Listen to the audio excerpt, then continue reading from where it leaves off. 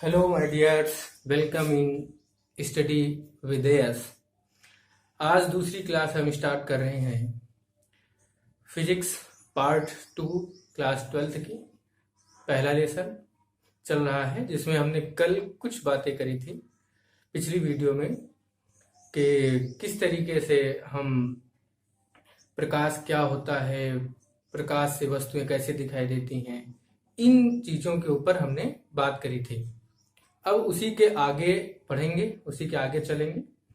तो हमने प्रकाश क्या था और प्रतिबिंब कैसे बनता है, उस वस्तुएं हमें कैसे दिखाई देती हैं, इसके बारे में हो गए थे और प्रकाश के कुछ गुण भी जान लिए थे। अब उसके आगे बढ़ते हैं। तो उसके आगे बढ़ने के लिए हम चलते हैं अब आगे। तो उसके आगे टॉपिक आता है कि वस्तुएं कितनी प्रकार की होती हैं, कैसी कैसी वस्तुएं होती हैं। तो वस्तुएं मुख्य रूप से दो प्रकार की हो गई आपकी। कौन कौन सी हो गई? भौतिक विज्ञान ही चल रहा है आपका, भौतिक। तो नंबर 1 किसमें बात करेंगे हम? प्रदीप्त वस्तुएं। प्रदीप्त वस्तुएं, प्रदीप्त वस्तुएं क्या होती हैं?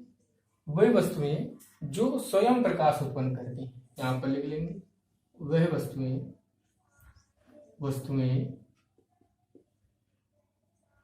जो स्वयं प्रकाश उत्पन्न करती हैं, यानी जो स्वयं प्रकाश उत्पन्न करे। जैसे एग्जाम्पल में आ जाओ, जैसे क्या है? सूर्य सबसे अच्छा उदाहरण, जिसको किसी से जरूरत नहीं है, स्वयं प्रकाशित होता है। और ऐसे ही जितने भी तारे हैं वो सब, कुछ लोग चंद्रमा को भी समझ लेते हैं, लेकिन चंद्रमा आपका प्रदीप्त वस्तु नहीं है, क्योंकि चंद्रमा जो है वो सूर्य के प्रकाश से प्रकाशित होता है, स्वयं नहीं प्रकाशित होता उसका कोई। तो सूर्य, तारे और जलता हुआ बल्ब और जलती मोमबत्ती, इस तरीके से जो भी है, जो स्वयं प्रकाश हो, वो सब प्रदीप्त वस्तुएं कहलाती हैं। इन्हें लुमिनियस थिंग्स बोलते हैं, लुमिनियस। ठीक है, तो ये चीजें आपको समझ लेनी है। तो प्रदीप्त वस्तु हो गई, सिंपल सी परिभाषा थी, सीधा सीधा जो प्रकाश उत्पन्न करे स्वयं, वो प्रदीप्त है। अब दूसरा आ जाओ, नॉन लुमिनियस यानी अप्रदीप्त वस्तुएं। अप्रदीप्त वस्तुएं कौन सी होती हैं? नॉन लुमिनियस होती हैं। ये कौन सी हो गई? वो है वह वस्तुएं जिनमें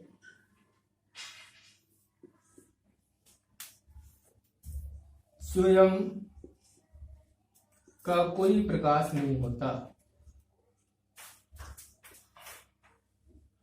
कोई प्रकाश नहीं होता। जैसे क्या हो गया? तो आपको उदाहरण में चंद्रमा जरूर लिख लो। चंद्रमा, क्योंकि बहुत ये कंफ्यूजन होता है, क्योंकि चमकता हुआ दिखता है तो सोचते हैं ये प्रदीप्त है, तो ये एग्जाम्पल में जरूर रखो। चंद्रमा हो गया। इसके अलावा जैसे आप ये मेज है, कुर्सी है, कुछ भी रख लो, मेज, कुर्सी, ये सब बहुत सारी वस्तुएं हो जाएंगी। तखत है, कुछ भी बोल दो ऐसी वस्तु जिसके कोई अपना प्रकाश ना हो। पेड़ पौधे ना, मनुष्य, जीव जंतु, इनमें स्वयं का कोई प्रकाश नहीं होता।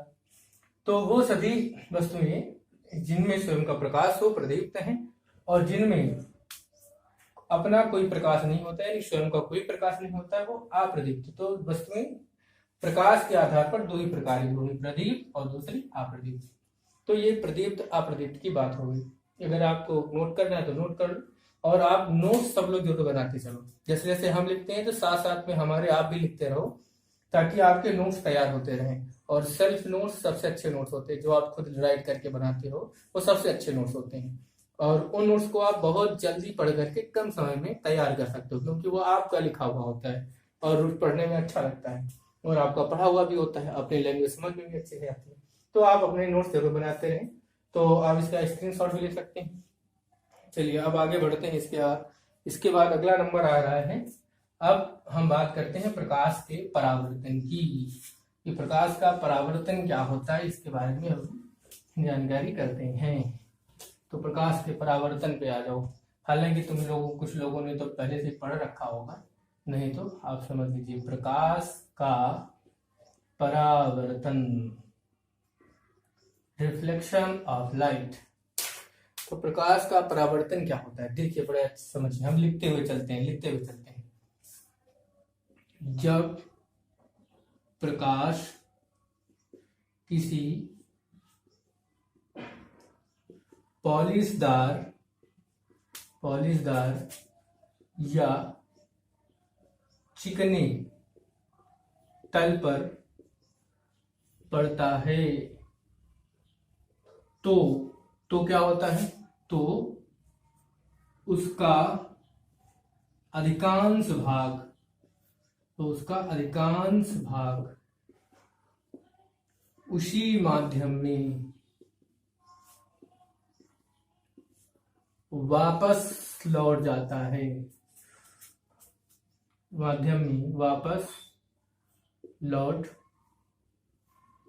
है, ठीक। तो अतः लौट जाता है, प्रकाश को टकराकर वापस लौटने की यह घटना प्रकाश का परावर्तन, रिफ्लेक्शन ऑफ लाइट, प्रकाश का परावर्तन कहलाती है। ये कहानी हो गई। यानी कि क्या हुआ, प्रकाश किसी पॉलिशदार या चिकना तल हो तो उस पर ज्यादा, जैसे कि घरों में क्या होता है कि अगर प्लास्टर दीवारें होती हैं और बल्ब जब जलता है और पुताई हुई हो सफेद कलर की, तो वही बल्ब ज्यादा रोशनी उस रूम में देता है, कमरे में ज्यादा प्रकाश मिलता है। क्यों? क्योंकि वो चिकना तल हो जाता है और व्हाइट होता है तो और ज्यादा रिफ्लेक्शन हो जाता है, जिसकी वजह से कमरे में ज्यादा प्रकाश दिखाई देता है। अगर वो कमरा पुता हुआ ना हो, ऐसा हो सिंपल है एकदम, सिर्फ दीवारों का बना हो, तो वही बल्ब जल रहा होता है लेकिन उतना प्रकाश नहीं मिलता। क्यों? क्योंकि वहां पर रिफ्लेक्शन उतना नहीं होता, वो तल खुरदरा होता है, तो प्रकाश को एब्जॉर्व कर लेता है, अवशोषित कर लेता है, जिसकी वजह से वो उतना रोशनी नहीं दे पाता। तो ये चीज यहाँ पर, वही घटना यहाँ पर भी बताएगी कि जब प्रकाश किसी पॉलिशदार या चिकनी तल पर पड़ता है तो उसका अधिकांश भाग उसी माध्यम में वापस लौट जाता है, और प्रकाश को टकराकर वापस लौटने की यह घटना प्रकाश का परावर्तन कहलाती है। चलो अब इसका डायग्राम भी देख लेते हैं। देखो, जैसे ये कोई हमारा एक तल है, कैसा तल है, चिकना तल। ये हमारा क्या है, चिकना तल है, एक चिकना या पालिशदार कह लो, चिकना तल, ठीक। अब यहाँ पर आ जाओ, चिकना तल है और ये एक प्रकाशीय किरण यहाँ आ रही है, देखो आई, ये प्रकाशीय किरण एक आ रही है और यहाँ पर इस पॉइंट पर टकराई है, ओ पॉइंट है, ये ए पॉइंट है। तो एक एओ किरण आई और बिंदु ओ पे टकराई और टकरा करके इस तरीके से वापस लौट गई, ये चलेगी, ठीक। तो ये घटना क्या होगी कि क्या हुआ कि प्रकाशीय किरण आई, टकराई, टकरा कर वापस लौट गई, तो ये घटना होगी प्रकाश के परावर्तन की। तो और कुछ पॉइंट्स हैं, कुछ चीजें से समझ लेते हैं। अब यहाँ से हमने क्या कर दिया, एक नॉर्मल खींचा, नॉर्मल मतलब अभिलंब। अब जैसे ये हमने अभिलंब खींचा n, और ये जो तल है आपका m1 m2, ये m1 m2 आपका तल है। तो अब यहाँ पर कुछ बातें होती वो समझ लीजिए। तो इनके बीच एक कोण बनता है जिसे कहते हैं I, और इसका नाम है आपतन कोण। और ये यहाँ पर एक कोण बनता है जिसे कहते हैं R, इसे कहते हैं परावर्तन कोण। तो लिख भी देते हैं, देखो, जो किरण तल पर आपतित होती है, यानी पड़ती है, गिरती है, उसे हम कहते हैं आपतित किरण। क्या कहते हैं? आपतित किरण, इंसिडेंट रे बोलते हैं इसे, इंसिडेंट रे, इंसिडेंट। और फिर यहाँ पर देखो, ये आपतित किरण है, इसे क्या बोलेंगे, हमने कहा ये नॉर्मल, यानी कि नॉर्मल इंग्लिश में बोलते हैं नॉर्मल, और हिंदी में बोलते हैं अभिलंब, अभिलंब बोलते हैं। तो ये अभिलंब है, तो इसके और इसके भी, यानी आपतित किरण और अभिलंब के बीच बनने वाला कोण I, और ये I कोण क्या कहलाता है, ये कहलाता है आपका आपतन कोण। क्या कहलाता है? आपतन कोण। ये आपका हो गया आपतन कोण है। और ये क्या कहलाएगा आपका? परावर्तन कोण। परावर्तन कोण। अब परावर्तन कोण कैसे आया, अब ये आई तो घटना कौन सी पढ़ रहे हैं, रिफ्लेक्शन यानी परावर्तन की, तो आई और वापस लौट गई, तो जाने वाली किरण, जैसे हमने ये किरण बोल दिया ये बी है किरण, तो इस जाने वाली किरण का नाम क्या हो जाएगा, इस जाने वाली किरण का नाम हो जाएगा परावर्तित, परावर्तन से परावर्तित किरण, ये हो जाएगी आपकी रिफ्लेक्टेड रे, परावर्तित किरण। ठीक, तो जैसे आपतन कोण अभिलंब के बीच बनने वाला कोण आपतन कोण कहलाता है, वैसे परावर्तित किरण और अभिलंब के बीच बनने वाला कोण परावर्तन कोण कहलाता है। और ये जो पॉइंट है, इस पॉइंट को हम क्या बोलते हैं, आपतन बिंदु, क्या बोलते हैं, आपतन बिंदु। तो ये बात हो गई आपके आपतन बिंदु की। तो ये कुछ बातें हैं आपको समझ में आ गया, आपतन कोण क्या हो गया, परावर्तन कोण क्या हो गया, ये चीजें हो गई। चलो चाहे कुछ डिफिनेशन हम पढ़ लेते हैं, छोटी छोटी बात कर लेते हैं। किसकी बात करते हैं, तो पहला नंबर आ जाओ यहाँ पे। पहला नंबर हमने लिखा परावर्तक तल क्या होता है, परावर्तक तल, परावर्तक तल की बात करते हैं। तो परावर्तक तल क्या है, परावर्तक तल है जिस तल पर प्रकाश आपतित होता है, यानी कि गिरता है, होता है, वो क्या कहलाएगा, परावर्तक तल है, परावर्तक तल होता है, परावर्तक तल होता है। आपतित किरण की परिभाषा क्या हो जाएगी, आपतित किरण, इंसिडेंट रे, आपतित किरण इंसिडेंट रे, इंसिडेंट रे क्या हो जाएगी, ये इसको क्या कहेंगे, जो किरण तल पर गिरती है या पड़ती है या टकराती है, गिरती है, जो किरण तल पर गिरती है आपतित किरण होती है, आपतित किरण है, होती है। और परावर्तित की बात आ जाओ, परावर्तित किरण ये कैसे हो जाए, रिफ्लेक्टेड रे इसे बोलेंगे इंग्लिश में। ये क्या होगी, या यू इसको हम परिभाषा ऐसे भी कर सकते, जो किरण परावर्तक तल की ओर आती है, ऐसा भी कह सकते हैं। जो किरण, यहाँ भी लिख सकते हैं, एक परिभाषा अगर लिखना ऐसे भी लिख सकते हैं, जो किरण परावर्तक तल की ओर आती है, या और भी सही लिख लो, तल की ओर आती है, ये हो गया। ठीक, तो ये चिकना तल जिसे हमने लिखा, यही क्या कहलाएगा आपका, यही आपका है क्या, परावर्तक तल, यही आपका परावर्तक तल है। ठीक, यही आपका परावर्तक तल हो जाता है। तो जो किरण परावर्तक तल की ओर आती है उसे हम कहते हैं आपतित किरण। तो परावर्तित किरण इसी का जस्ट उल्टा हो जाएगी, क्या, जो किरण परावर्तक तल से दूर जाती है या टकराकर वापस लौट जाती है, ऐसा भी हो सकता है। तो ये देखो, ये किरण तीर का निशान दिखा रहा है, इस तल की ओर आ रही है, और ये तीर का निशान क्या दिखा रहा है, दूर जा रही है। तो जो किरण परावर्तक तल से दूर जाती है उसे क्या कहते हैं, परावर्तित किरण कहते हैं। ठीक, तो ये बात आप लिख देते हैं यहाँ पर कि जो किरण परावर्तक तल से दूर जाती है, ठीक, तो वो परावर्तित किरण कहलाती है। अब अगले नंबर आ जाओ, अभिलंब क्या होता है, अभिलंब यानी कि नॉर्मल किसे कहेंगे, अभिलंब क्या होता है, अभिलंब क्या है, आपतन बिंदु, ये क्या है, आपतन बिंदु है, आपतन बिंदु पर डाला गया लंब, ये लिख दीजिए, आपतन बिंदु पर खींचा गया या डाला गया लंब अभिलंब कहलाता है, अभिलंब कहलाता है। तो ये इतनी बातें हो गई, और कुछ बातें इसमें बच रही हैं, तो उनको भी चलो जल्दी से पूरा कर लेते हैं।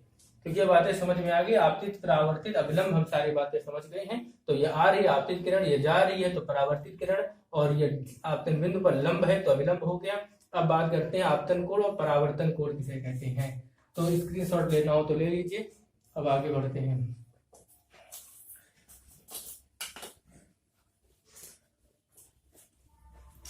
अब देखिए यहाँ पर आपका आपतन कोण, आपतन कोण, इंसिडेंट एंगल। इंसिडेंट एंगल क्या होता है? अब ये क्या लिखोगे आप यहाँ पर? आपतन कोण, आपतन कोण नहीं, आपतित किरण, आपतित किरण, इंसिडेंट रे, और अभिलंब के बीच, अभिलंब के बीच बना कोण, यानी जिसे आई होता है। तो ये देखो आपतित किरण है, ये वाली जा रही है, ये अभिलंब है, इनके बीच बना कोण, ये आई क्या है? आपतन कोण है। ऐसे ही आ जाओ परावर्तन कोण, रिफ्लेक्टेड एंगल, ये क्या है? यहाँ पर अब आपतित किरण, तो यहाँ पर क्या हो जाएगा इस बार? परावर्तित किरण और अभिलंब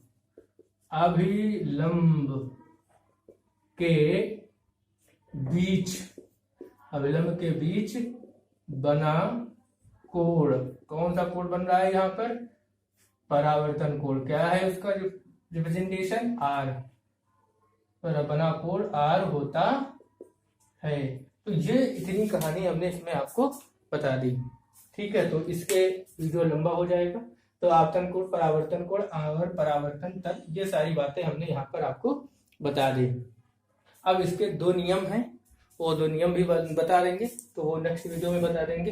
तो आज इसके लिए इतना ही समझ लीजिए। तो आज हमने चर्चा किसी के लिए प्रकाश के, हमने प्रदीप्त और अप्रदीप्त वस्तुओं को जाना, फिर प्रकाश के परावर्तन को समझा कि किस प्रकार प्रकाश का परावर्तन होता है, और फिर प्रकाश से परावर्तन से जुड़ी हुई कई सारी परिभाषाएं पढ़ी। परावर्तक तल क्या होता है, अभिलंब क्या होता है, आपतित किरण क्या होती है, परावर्तित किरण क्या होती है, और आपतन कोण क्या होता है, परावर्तन कोण क्या होता है। और फिर हम आगे इसके विषय में पढ़ेंगे कुछ महत्वपूर्ण शर्तें क्या है कि कब किस कंडीशन में प्रकाश का परावर्तन होगा, किस में नहीं होगा, वो हम नेक्स्ट वीडियो में चर्चा करेंगे। तो इस क्लास के लिए आज के लिए इतना ही। इस वीडियो के लिए आप इस वीडियो को लाइक करें, सब्सक्राइब करें, और प्लीज आप अपने सभी दोस्तों के साथ शेयर जरूर करें, ताकि सब्सक्राइबर शुरुआत में अगर आप ज़्यादा लोग बढ़ते हैं तो उससे अच्छा लगता है और मोटिवेशन मिलता है, तो और अच्छा करने का मन करता है। तो इसलिए आप सब लोग ऐसा जरूर करें, और अपने कमेंट जरूर देते रहें कि क्या प्रॉब्लम है, क्या समस्या है, कोई भी दिक्कत अगर आ रही तो वो बताते रहें। और केमिस्ट्री के भी वीडियो हम देना शुरू करेंगे, हाल ही में जल्दी में शुरू करेंगे। और जो आपकी क्वेरी हो, जो चीज़ आप चाहते हैं स्पेशली, अगर वो आप स्पेशली कोई चीज़ चाहते हैं तो आप लोग कमेंट करके बताएं, तो हम उसको भी वीडियो में ला करके आप लोगों को समझाने की कोशिश करेंगे। Thank you.